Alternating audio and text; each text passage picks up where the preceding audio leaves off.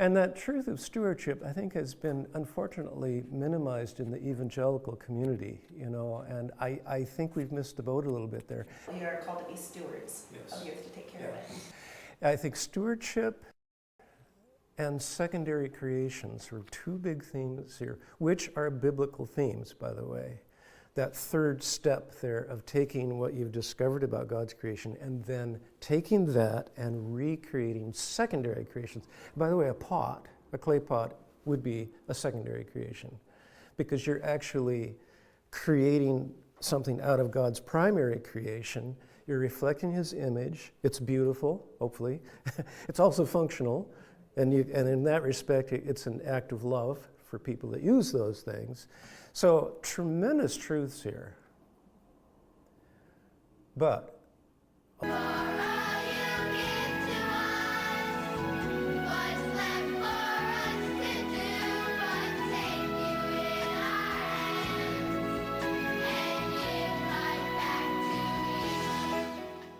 let me share with you what one person did in filling this out. In the God factor, I hear nothing in the Reading Rainbow episode that says anything about the God of the Bible. Totally ignores the real creator, but the TV program teaches that the earth itself is the provider of all things, and that the earth is a good and fitting object to thank. This is idolatry, worshiping a false God. It reminds me of Romans 1, where Paul talks about those who worship the creature more than the creator.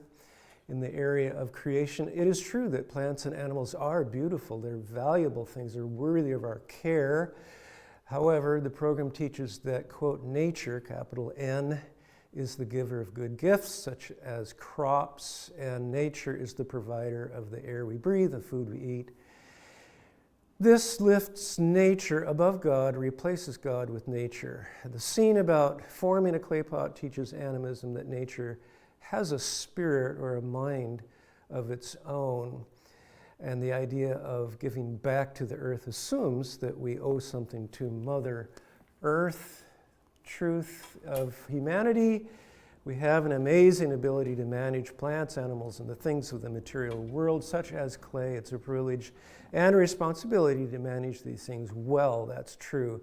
The program applies that people ought to take directives from nature and that humans are subject to nature. This contradicts God's first commission to humans to rule over His creation. The program teaches that we should serve Mother Earth instead of Father God. Moral order, yes, it's good, proper, and right for people to give thanks. People should not be wasteful or harmful to the environment, but take care of it. This is a part of the role that God gave humans when He first created us to govern over and steward the earth. However, the program condones thanking Mother Earth. It implies that it is good for nature and right for human beings. This elevates nature above God and humans. Moral order here seems to be earth first, humans second, never mind the God of the Bible. In the program, there's no higher law than love nature. Again, that's idolatry. Caring for plants and animals provides a great purpose for human beings. That's true. The program, there is a calling, so to speak, to save the earth and to serve nature, capital N. This is a purpose that is totally earth-centered, with no mention of accountability to the God of the Bible or serving Him through the way we manage plants, animals, and clay, etc. So different people are going to pick out different things, but this is the way one person did it. The truth and ability detector with adaptation can be used from preschool through high school. All of these tools need to be adapted for the age-appropriate level. Now we just finished the truth and baloney detector. So the final tool is called the Daddy Plan. And I would like just to underscore the fact that the Daddy Plan is more for you than for the students. The Daddy Plan is 2 pages. If you take it out, you're going to need it because you're going to be writing on it.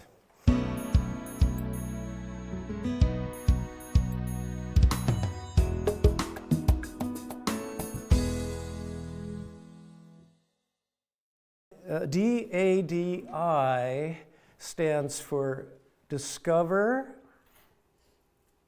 apply, develop, and implement. Those are the 4 points. The primary example I want to give for this tool is George Washington Carver.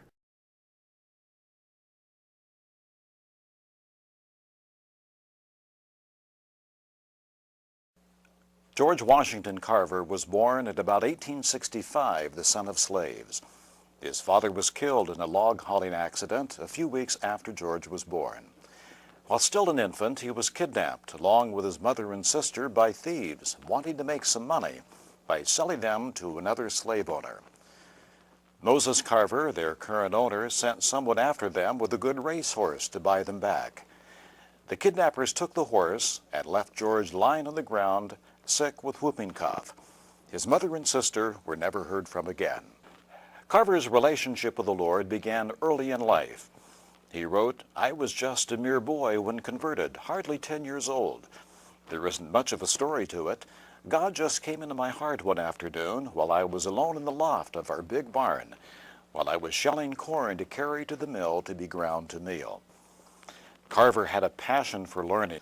That passion led him to earn a degree in agriculture from Iowa State College as the first African-American student there. In Carver's day, the South was a one-crop economy, cotton. It was the only crop banks would lend money to farmers for planting.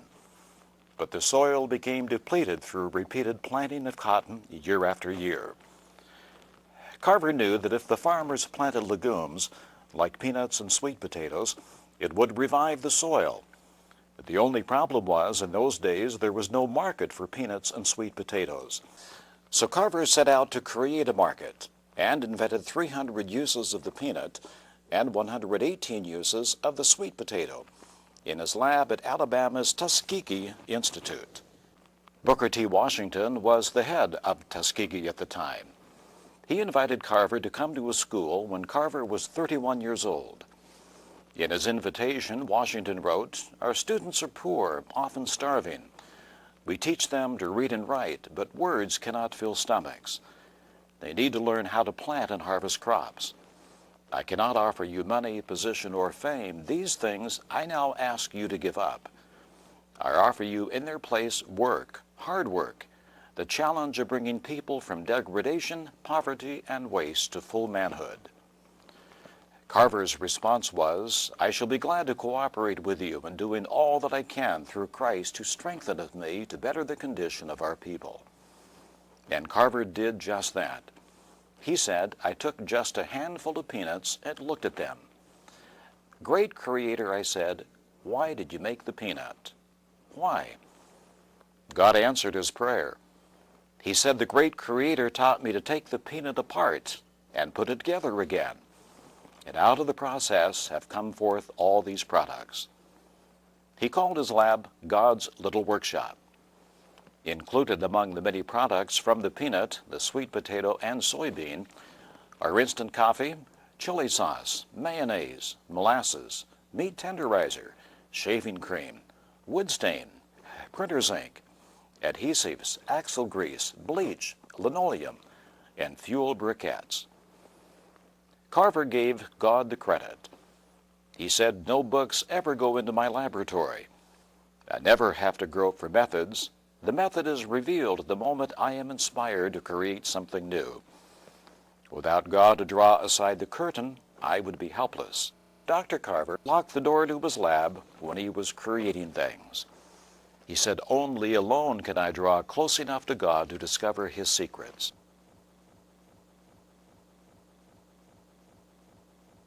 In 1921, when speaking before the U.S. House Ways and Means Committee in Washington, D.C., he was asked, "Dr. Carver, how did you learn all of these things?"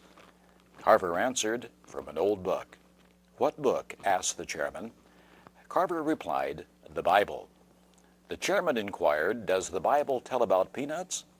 "No, sir," Dr. Carver replied, "but it tells about the God who made the peanut. I asked him to show me what to do with a peanut, and he did."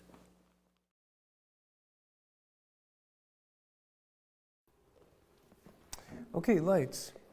I think it would be difficult to come up with a better model for all that we're talking about with theology work than Carver. I think if I were starting a Christian school, I'd call it Carver Academy. Because here's a guy who did not have a compartmentalized head when it came to sacred secular stuff. He had his whole view of reality in the proper context of the big picture. He was very adept in the scriptures. He had a Sunday evening Bible study that he did at the university. It wasn't a Christian, quote, university, but he had a Christian mind. And he was not secret about it. I mean, he was very open that the things that he created, he gave credit to the Creator. God, he said, helped him to think of these things in the laboratory. Imagine 300 uses of the peanut. By the way, peanut butter was not one of them. It's a common misconception that Carver invented peanut butter. He did not. But at any rate, he invented a lot of other things from peanuts and soybeans, dyes, adhesive, and the things that were listed in the video. He figured out how to turn soybeans into plastic. How do you do that? Well, I don't know. God showed him how to do that. And then he takes the plastic to Henry Ford up there in Detroit, says, hey, Mr. Ford, could you use plastic in your production of automobiles? Oh. Yeah, I think I can. Well, we can provide all the plastic you need. Imagine that. So he's turning around the economy of the South in his efforts to be a God-honoring scientist. He said, all my life, get this, I've risen regularly at 4 o'clock a.m. and have gone into the woods and talked with God. All my life he did that. There he gives my orders for the day. Wow. He said, the secret of my success, it's simple. It's found in the Bible. In all your ways, acknowledge him, and he shall direct thy paths. Now, the Daddy Plan is an aid, it's just an aid for seamlessly integrating the whole with your work or your life, whatever you could be related to teaching or your personal life, and discovering, applying, developing, and implementing God's vision for you. What can I discover in connection with the biblical view of God, creation, humanity, moral order, and purpose? Same pattern, same idea, just a different application. So, how might he have filled out the Daddy Plan? I don't know. I'm just filling this out as though I were Carver. I'm speculating a little bit, but not a lot. So I would say this with respect to my work as an innovator with plants, how can I daddy in connection with God? Well, I think that he discovered somewhere along the line, and he came to believe that God communicates with human beings. Now, he had this experience as a 10-year-old boy in the loft. I don't know what all happened there, but there was some I'm not saying he heard a voice. He didn't say he heard a voice, but he had some realization. Some revelation went on in his spirit, and he responded to it. And he believed that throughout his adult life that God speaks to people, not necessarily in audible voice, but God communicates with human beings. It was important to him to have that understanding. And he believed that God could give him wisdom for creating new things from plants if he was listening. Well, okay, if that's his belief system, how could he apply this? Well, I could ask God why he made the peanut. I could do that. And why he made the soybean and the sweet potato, and he could show me how to create new products from this plant. Yeah, that's his vision statement. Okay, well, what do I need to do to develop this into a reality? Well, I must make prayer a part of my daily life, which he did, and I must make prayer a regular part of my work, which he did. He went into the lab, God's little workshop, and talked with God about it. And I must take time to listen to the Lord of all plants. Obviously, it wasn't just a one-way conversation, but those were the things he felt he needed to develop. And then came his implementation. I'm going to rise at 4 a.m. so I can talk with God and receive my orders for the day. I'm going to ask the great creator why he made the peanut, the soybean, the sweet potato. I'll lock the door of my lab so I can hear his secrets, and bingo. This is a great quote from Clarence Mason, director of the Carver Research Foundation. He said of Carver, more than 20 years after his death, he said, "I have the most profound respect and admiration for Dr. Carver because he turned away from the field," get this, he turned away from the field in which he was most skilled and best trained, which was botany, to work in an area which he felt he could do the most good for the people in his community, which was chemistry. Carver knew that in order to succeed in his vision, he had to learn some new skills he didn't have. He had skills in biology, but he didn't have skills in chemistry. And so he made the choice to learn chemistry in a practical way and apply it. Carver said to a friend of his, man who needed a purpose, and I would say mankind, including women, who need a purpose, a mission to keep them alive, had one. He could be God's co-worker. Imagine that. My purpose alone, my only purpose, must be God's purpose. And as I worked on projects which fulfilled a real human need, underscore that, he was concerned about meeting human needs, loving people. He said that forces, divine forces, I'm sure, were working through me, which amazed me. I would often go to sleep with an apparently insoluble problem, and when I woke, the answer was there. Okay. What did he discover about creation? It's one thing to have a biblical view of God. What about God's works? He believed that plants were created and humans were commissioned to rule over them. That actually human beings were made for the purpose of ruling over peanuts, soybeans, and soy potatoes, as well as all other plants. That's part of our calling as human beings, created in the likeness and image of God. Now, not everybody, obviously, makes a career out of plants. I don't. I mean, I can hardly. I've been trying to grow dandelions. My wife will verify. Like I said, I discovered that dandelions are very nutritious. And do you agree? Do you know that? Okay, yeah. Yeah. Pardon me? The roots and the tea, a lot of stuff, And my wife and I are starting to grow our own food, partly to keep. Have you noticed the price of food is getting higher and higher? Well, guess what? You can grow things yourself in small spaces, including dandelions. Okay. How did I get off? I'm going to edit that from the final. That's going on the cutting room floor right there.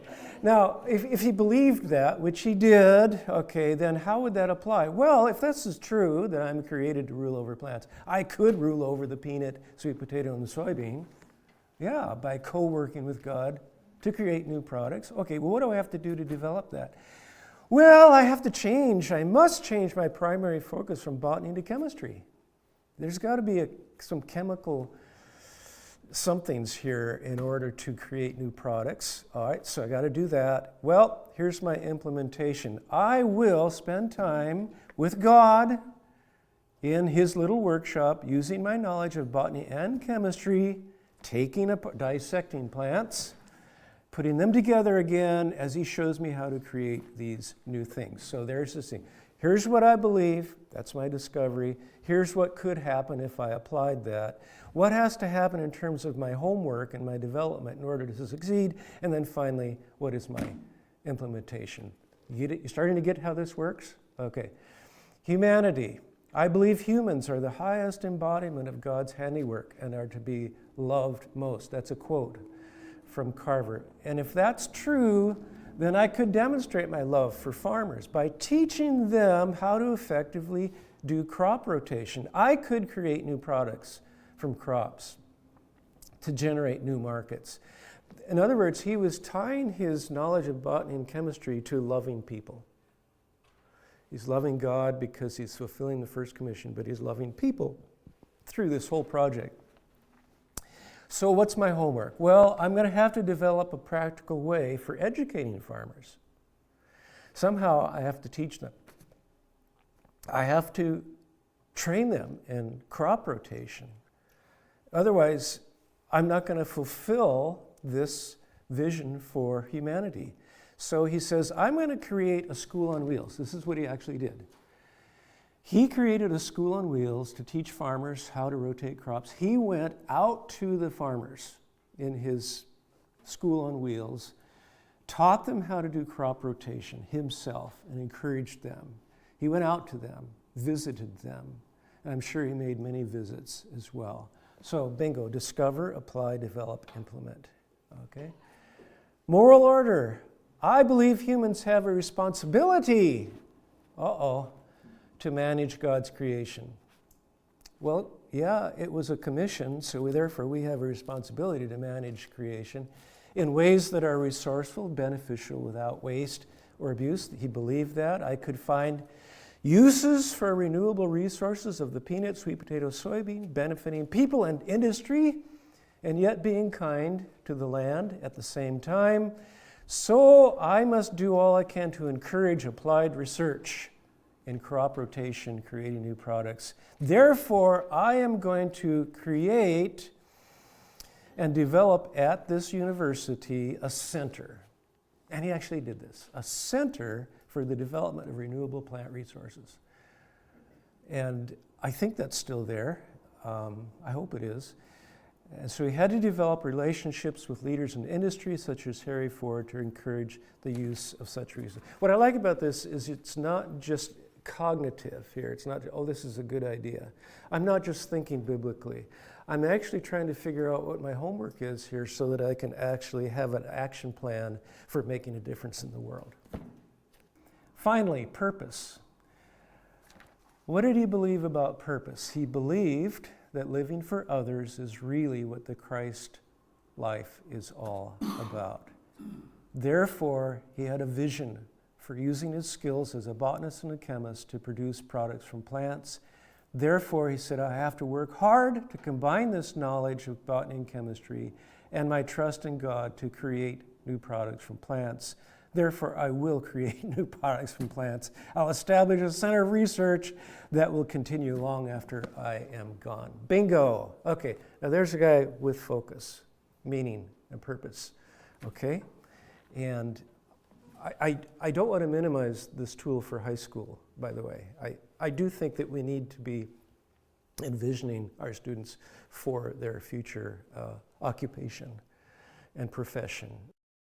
Here's another statement to a pastor: pray for me, please, because that in everything said and done will be done to God's glory. I'm not interested in science or anything else that leaves God out of it. Wow.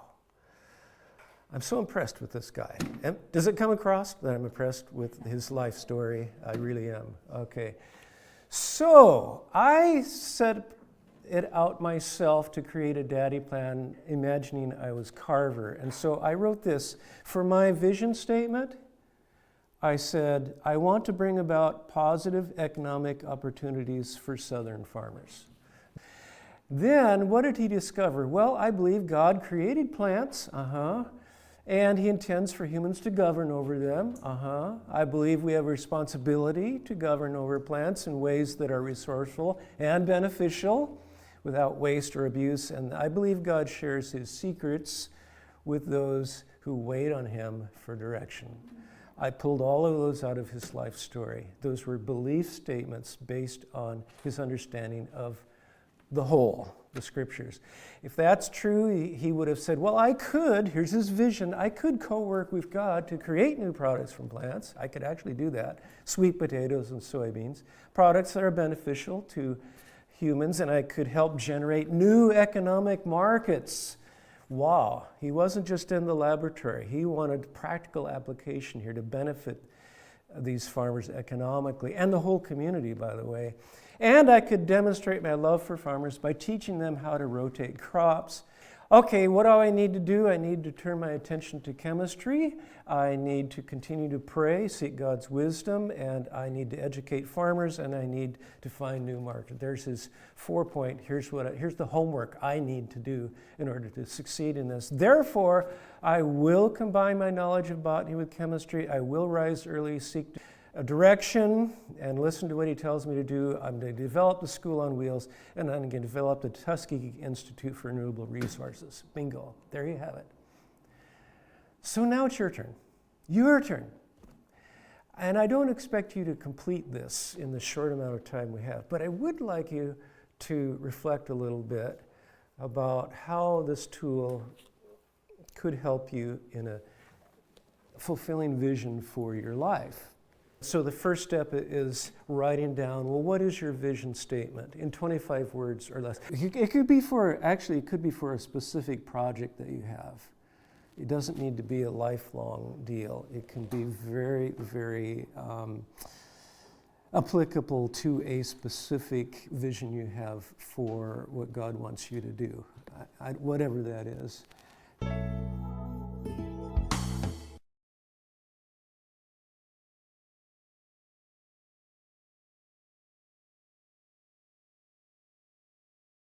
And then you have to write down, well, what are the biblical worldview truths that support and justify my vision? If you can't find biblical worldview premises or truths that justify your vision, maybe you need to adjust your vision, okay?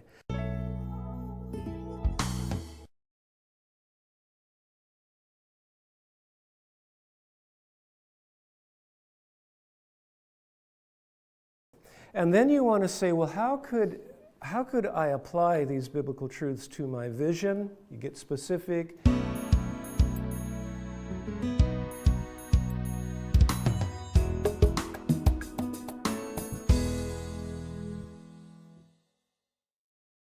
And then you want to go to, well, what do I need to do to succeed?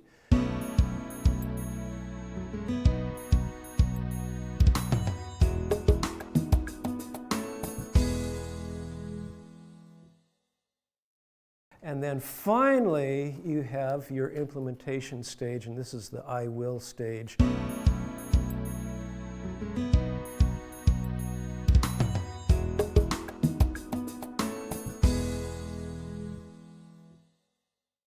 You can finish this on the weekend or your convenience.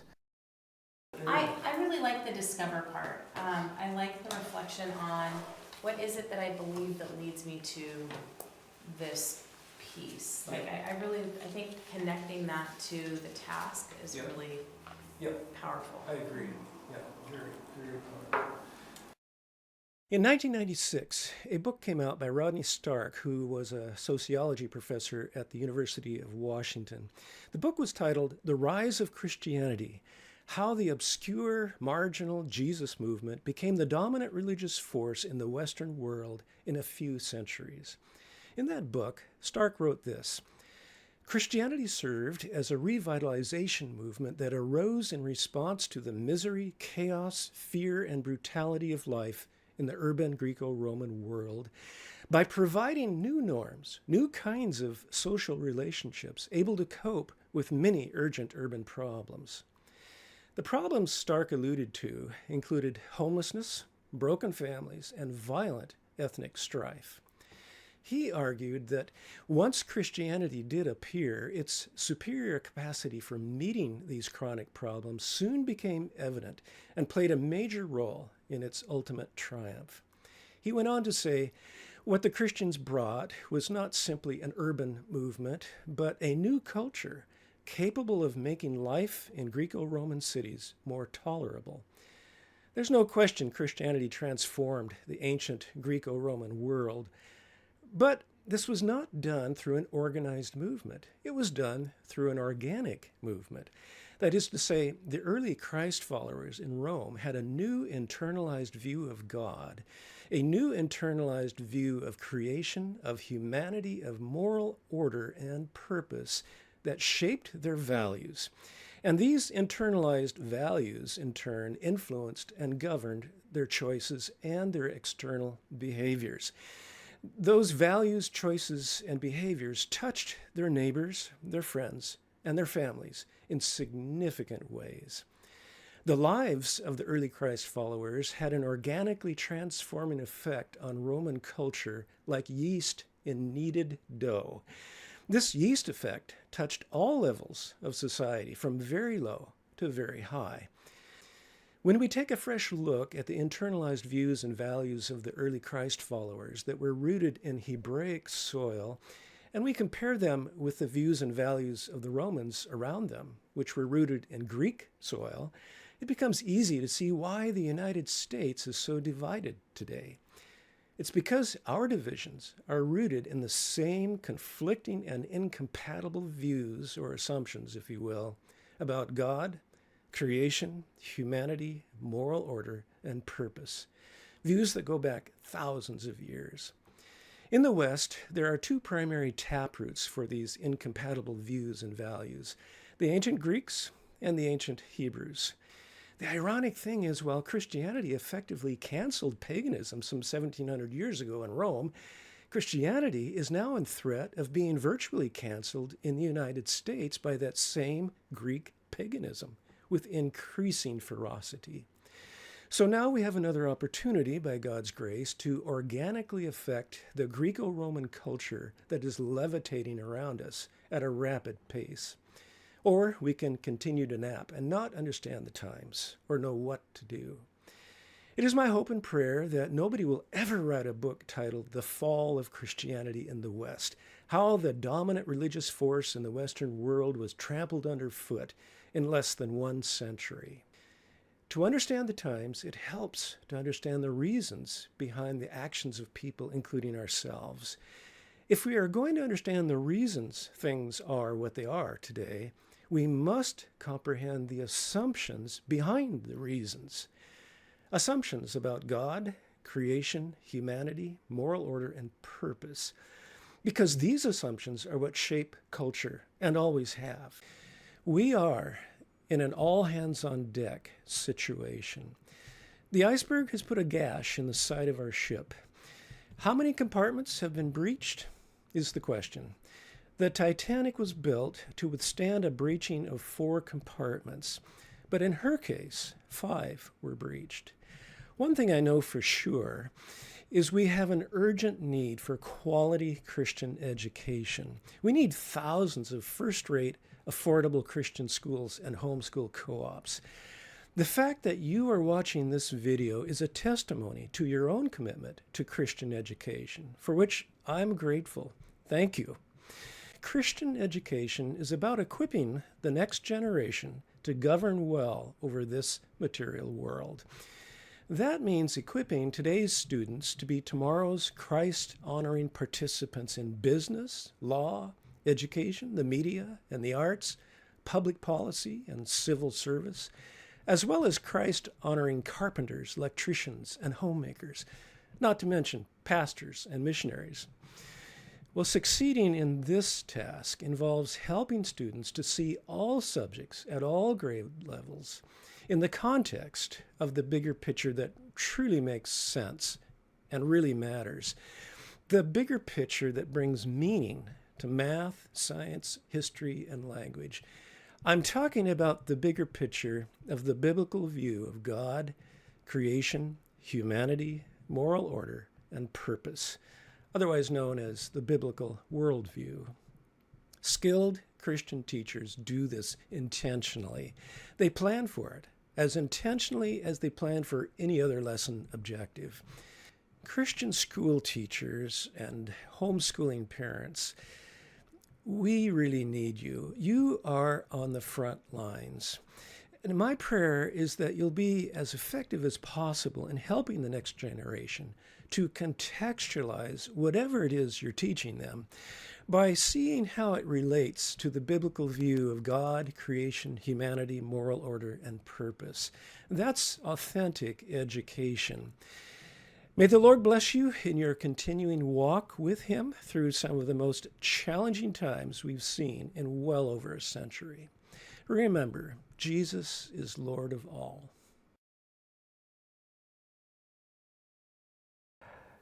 Now, where do you go from here?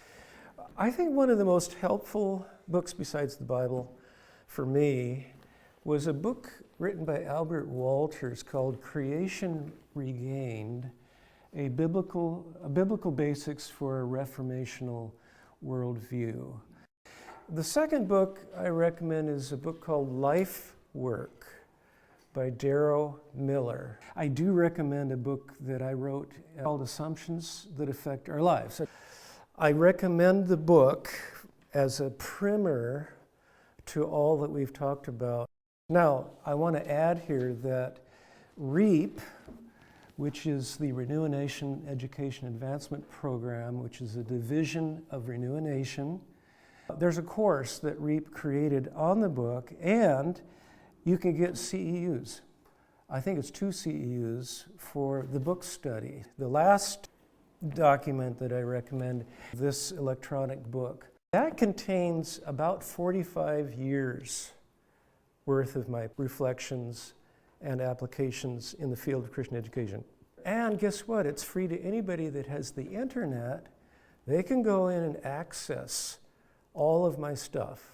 It can be used to meet the Christian philosophy of education requirements by ACSI.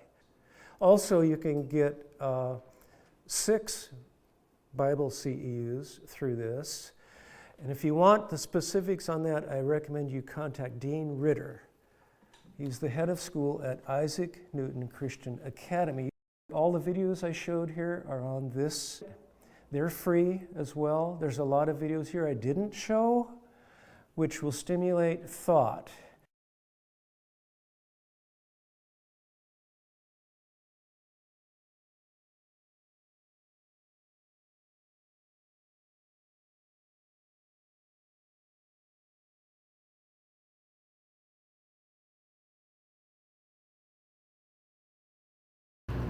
Вода морська, як сказала вчора жінка сіла в машину.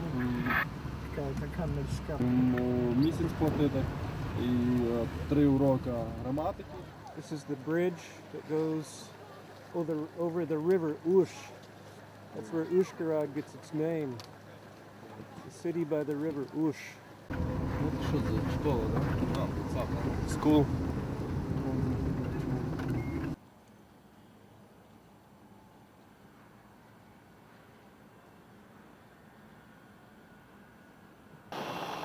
Class stand up. Class stand up. Class stand still. Class stand still. It's Pan Michał, a teacher from Slovakia also. From town Humenny. Town Humenny. Class stand still. Good morning to both. Good morning, teacher. Good morning. Good morning. Good morning to you. Good morning. Good morning. We are glad to see you. Thank you. I'm glad to see you too. Do the youth here believe that God created all things? Чи вірить молодь тут, що саме Бог створив усе існуюче? Yes. Do any of the youth believe that human beings were once apes or fish? А чи вірять деякі молоді люди, що люди колись вийшли з мавп або з риб?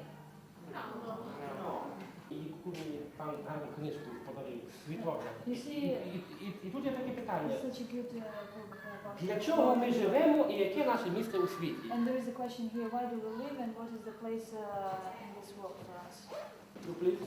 Жити правильно, не порушувати закон, не порушувати заповіді. To live in the right way, not to violate the laws and the commandments of the Very Lord. good, very good. You please. Also to live, to build family, to believe in God. Is it possible for you to pray at school? Чи вам дозволяється, чи можливо для вас молитися в школі? Is it possible for your teachers to pray at school? Чи можливо для ваших вчителів молитися в школі? Is it possible for your teachers to read the Bible at school? Монахи.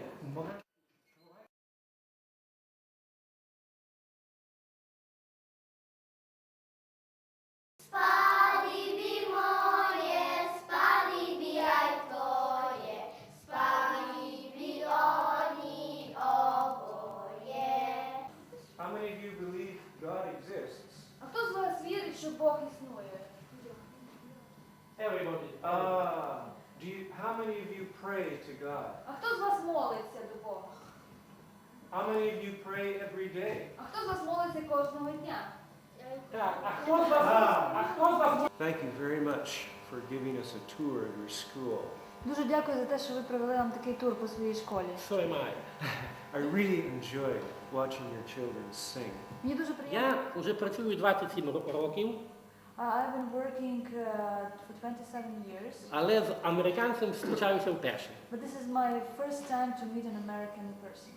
І я за це дуже радий, що доля мені це подарувала. And I'm very glad that life brought such a good experience. Ми дуже раді, We are very glad що наші друзі з that Америки our American friends приїхали came here навчити нас і учнів поважати Бога, to teach us and our pupils to respect God, і щоб ми глибше вивчали Біблію. and so that we could learn Bible in a deeper way. Ще раз вам дуже гарно дякую. I want to express my gratitude.